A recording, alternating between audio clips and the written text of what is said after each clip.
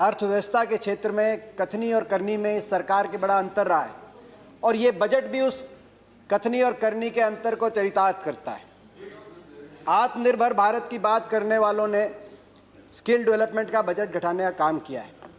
संवेदनशीलता की बात करने वालों ने दिव्यांग कल्याण का बजट घटाने का काम किया। तो न्यू इंडिया की बात करने वाले सरकार ने वैज्ञानिक अनुसंधान का बजट घटाने का काम किया है। सबका साथ सबका विकास का नारा देने वाली सरकार ने अल्पसंख्यक कल्याण का बजट घटाने का काम किया है। तो राष्ट्रवाद की बात करने वाली सरकार ने जवानों की पेंशन का बजट घटाने का काम किया है। किसानों की आय दुगनी करने की बात करने वाली सरकार ने कृषि बजट घटाने का काम किया है। तो भारत को विश्व गुरु बनाने की बात करने वाली सरकार ने शिक्षा का बजट घटाने का काम किया। मगर ये कथनी और करनी में अंतर केवल इस बजट तक सीमित नहीं है। 7 साल का कार्यकाल इसका गवाह। बड़े बड़े नारे दिए गए। नारा था कि 2 करोड़ रोजगार हर साल देंगे, 14 करोड़ मिल जाने चाहिए थे 7 साल में। मगर यही सरकार है जिसके कार्यकाल में पिछले साल 70 साल में सबसे अधिक बेरोजगारी के दर को सरकारी आंकड़ों के माध्यम से NSSO के सर्वे ने दिखाने का काम किया। मगर 70 साल का केवल अकलौता बेरोजगारी का रिकॉर्ड नहीं तोड़ा। 70 साल में सबसे ज़्यादा बेरोजगारी दर हुआ तो आपकी सरकार में। 70 साल में सबसे ज़्यादा डीजल पेट्रोल महंगा हुआ तो आपकी सरकार में। 70 साल में डीजल पेट्रोल पे सबसे ज़्यादा टैक्स लिया गया, पेट्रोल जीवी सरकार है, तो आपकी सरकार में। 70 साल में रुपया डॉलर के मुकाबले में सबसे नीचे गिरा, सबसे रुपया सस्ता हुआ तो आपकी सरकार में। 70 साल में NPA के माध्यम से बैंक का कर्जा सबसे ज़्यादा डूबा गया तो आपकी सरकार में। और 70 साल में गरीब अमीर के बीच में अंतर सबसे ज़्यादा बढ़ा तो आपकी सरकार में। 1% सबसे अमीर व्यक्तियों के पास 73% संपत्ति। केवल कोरोना काल में 11 सबसे अमीर जो हिंदुस्तानी हैं उनकी संपत्ति में 13 लाख करोड़ का इजाफा।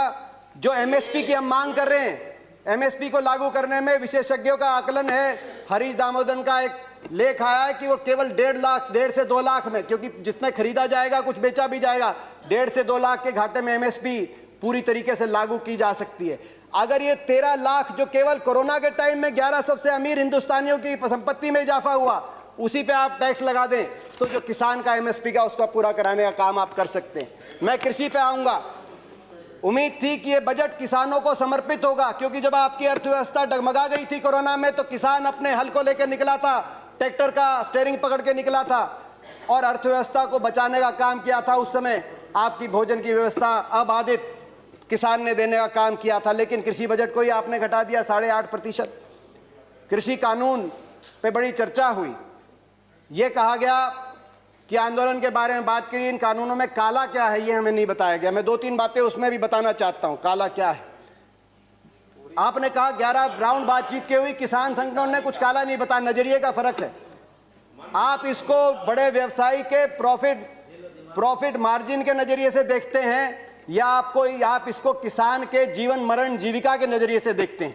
कहा गया कि बिन मांगे दिया गया, और बिन मांगे बहुत से कानून दिए गए थे। बाल कानून बिन मांगे दिया गया था, दहेज कानून, ट्रिपल तलाक बिन मांगे, कई बार अच्छे कानून बिन मांगे भी दिए जाते हैं। फर्क है उनमें और इसमें फर्क है। उनमें जिस वर्ग के लिए दिया गया वो वर्ग संघर्ष और आंदोलन के रास्ते पे नहीं आया। बाल कानून लागू हुआ तो दिल्ली को बच्चों ने नहीं घेरा बाल कानून वापस लिया जाए। दहेज का कानून आया तो महिलाएं धरने पे नहीं बैठी कि हमें दहेज देना है। मगर यहाँ जिस वर्ग के लिए आपने दिया वो वर्ग आज आपके दरवाजे पे आया, दिल्ली के आसपास लाखों की तादाद में बैठा है। आपने कहा मंडियां, अनुराग जी ने कहा मंडियां खत्म नहीं हुई। सही बात है, मंडी इसमें कोई प्रावधान नहीं मंडी समाप्त करने का। 2 मंडियां बन गई हैं, एक निजी मंडी जिसमें टैक्स नहीं लगेगा और एक सरकारी मंडी जिसमें टैक्स लगता है। 2 मंडी, एक देश एक विधान, एक देश एक संविधान, एक देश एक निशान, एक देश एक चुनाव, एक देश एक मार्केट। तो एक देश 2 मंडियां क्यों? किसान ही क्यों मिला आपको? एक मंडी। और ये जो टैक्स आप कह रहे टैक्स मुक्त कर दिया, टैक्स कौन देता है? खरीदार देता है इन मंडियों में टैक्स, किसान नहीं देता। पंजाब में 6.5%, हरियाणा में 4% और सरकार को देता है। और हरियाणा पंजाब का ग्रामीण इंफ्रास्ट्रक्चर अच्छा क्यों है? हर गांव में अच्छी सड़कें क्यों हैं?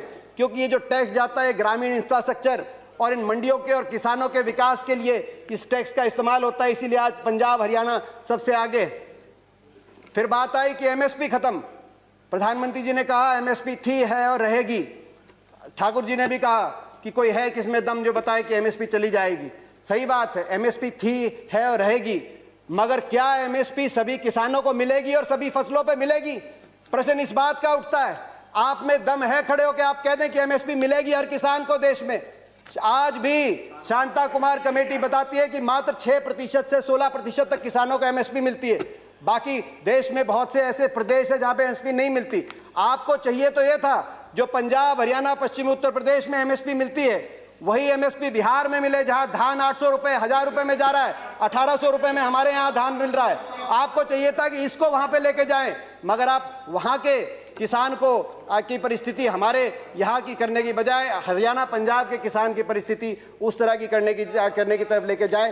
प्राइवेट की बात करी कि आप प्राइवेट का खिलाफत कर रहे हैं। प्राइवेट की खिलाफत नहीं कर रहे, प्राइवेट आए, मगर मंडी के अंदर आने से किसने रोका प्राइवेट को? प्राइवेट मंडी के अंदर आए और एमएसपी से ज्यादा में खरीदे। कह रहे हैं बाहर भाव ज्यादा मिलेगा, विकल्प होगा, बाहर ज्यादा मिलेगा, बाहर ज्यादा भाव मिलेगा प्राइवेट में। तो आपको यह कानून बनाने में क्यों आपत्ति है कि अगर एमएसपी से कम का कोई कॉन्ट्रैक्ट होगा तो वो कानूनी बाध्य, उस पर बाध्य होगा। हरियाणा के अंदर 2007 में हमने कॉन्ट्रैक्ट अमेंडमेंट लाए एपीएमसी के अंदर, निजी अलाउ किया निजी कंपनियों को, मगर साथ में कानून लिख दिया कि अगर कॉन्ट्रैक्ट एमएसपी से नीचे किया जाएगा तो गैर कानूनी होगा और कानूनी कार्रवाई होगी जो लोग इस तरह का कॉन्ट्रैक्ट करते हैं। आप कह रहे हैं ज्यादा मिलेगी तो आप कर दीजिए, ये कानूनी प्रावधान देने का आप काम करें। आपने कहा कि एक शरद पवार जी ने चिट्ठी लिखी थी, आपने कहा कि मुख्यमंत्रियों का समय हुड्डा कमेटी ने भी इसकी सिफारिश करी थी कि एपीएम सुधार हो, एपीएमसी एक्ट के अंदर बदलाव हो। मैं बताना चाहता हूं कि हुड्डा कमेटी ने, जिस कमेटी में प्रकाश सिंह बादल जी, ममता बनर्जी जी और नीतीश कुमार जी भी सदस्य थे, उस कमेटी ने क्या सुझाव दिया था इस पे? उन्होंने कहा था कि एपीएमसी में सुधार हो, मगर एपीएमसी का विस्तार हो। सबसे पहले मंडी, जिस प्रकार से हरियाणा में हर 10 किलोमीटर में मंडी हमने स्थापित करी थी अपनी सरकार में, पूरे देश के अंदर हर 10 किलोमीटर में मंडी बने। दूसरा, प्राइवेट अगर आए तो मंडियों के अंदर आए, एमएसपी से ज्यादा पे खरीदें, एमएसपी से कम पे खरीदते हैं तो कानूनी कार्रवाई हो, वो ऐसी खरीदारी अलाउ ना हो। तीसरा, एमएसपी की कैलकुलेशन C2 के आधार पे हो, A2 कॉस्ट नहीं, C2 खर्चे के आधार पे एमएसपी कॉस्ट हो, जो आज किसानों की सबसे बड़ी मांग है। चौथा, एमएसपी जो चौथे उसमें कहा कि कर्जे का जो दर है वो no discussions please, no cross talk, no cross talk, no cross talk. किसी और की बात रिकॉर्ड पे नहीं जा रही है। दीपेंद्र जी कंटिन्यू। ये सिफारिश थी। मैं एक और बात कहना चाहता हूं। एक बात आई कि ओपन मार्केट, फ्री मार्केट अच्छी है। फ्री मार्केट हर चीज के लिए अच्छी नहीं है। मार्केट, अनियंत्रित मार्केट, किसान को आप अमेरिका का उदाहरण उठा के देखिए। अमेरिका में 1/4 लोग कृषि से जुड़े हुए थे आज से 50-60 साल पहले। फ्री मार्केट लेके आए, आज मात्र 1% अमेरिका की जनसंख्या कृषि पे आधारित है। क्या एक कंसेप्ट आया फ्री मार्केट के बाद?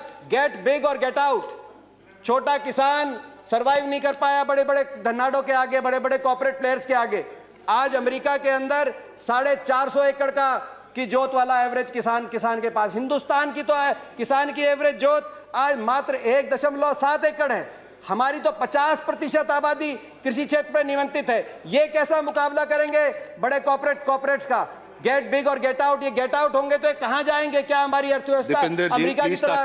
मैं आखिर में दो अपनी बातें कहते हुए अपनी बात कंक्लूड करना चाहता हूं। बिचौलियों की बात करी कि आपने बिचौलियों से मुक्त करा दिया, कमीशन एजेंट से मुक्त करा दिया। मैं पूछना चाहता हूं इस सदन से, ये जो बड़े बड़े धन्नाड आएंगे, बड़े कॉर्पोरेट हाउस आएंगे, टाटा, बिरला, अदानी, अंबानी, पूर्ति, ये किसकी श्रेणी में आएंगे? बिचौलिए नहीं तो ये क्या किसान की श्रेणी में आएंगे या उपभोक्ता की श्रेणी में आएंगे? ये सबसे ज्यादा अपने मुनाफे को कमाने के लिए बड़े बड़े लोग आएंगे। तो बिचौलियों की आप जो बात कर रहे हैं, आखिर में मैं अपनी बात कंक्लूड करते हुए, प्रधानमंत्री जी ने एक और बात की कि इस आंदोलन में कुछ पवित्र लोग हैं और कुछ अपवित्र लोग हैं।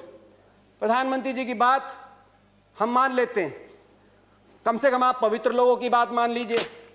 आंदोलन में जो पवित्र लोग हैं, अगर आंदोलनकारी पवित्र हैं, पवित्र भावना से अपने हक के लिए बैठे हैं, आप उनकी बात मान लीजिए और इसकी शुरुआत आप दो कदम उठा के उसकी शुरुआत करिए। आप तुरंत, मैं मांग करता हूं, बातचीत के दरवाजे, क्योंकि आप भागे थे 11वें राउंड में बातचीत से, 12वीं बातचीत के दरवाजे खोलें। आपकी प्रजा है, अपनी प्रजा की बात मानने से आप छोटे नहीं होंगे, अपनी प्रजा की बात मानने से आपकी हार नहीं होगी। बातचीत के दरवाजे खोलते हुए और दूसरा, जो 200 लोगों ने, 200 से ज्यादा किसानों ने अपनी जान कुर्बान करी है, उनके परिवारों के लिए आपके लिए सहानुभूति का एक शब्द नहीं निकला। कम से कम उनके परिवारों की मदद के लिए एक पैकेज की घोषणा करके विश्वास बनेगा। हम विश्वास बनाने वाले लोग हैं, विश्वास बनेगा। मैं हाथ जोड़ के आपसे प्रार्थना करता हूं, आपकी प्रजा, आपके लोग हैं, इनकी बात मानिए। आपका बहुत बहुत धन्यवाद। जय हिंद, जय जवान, जय किसान।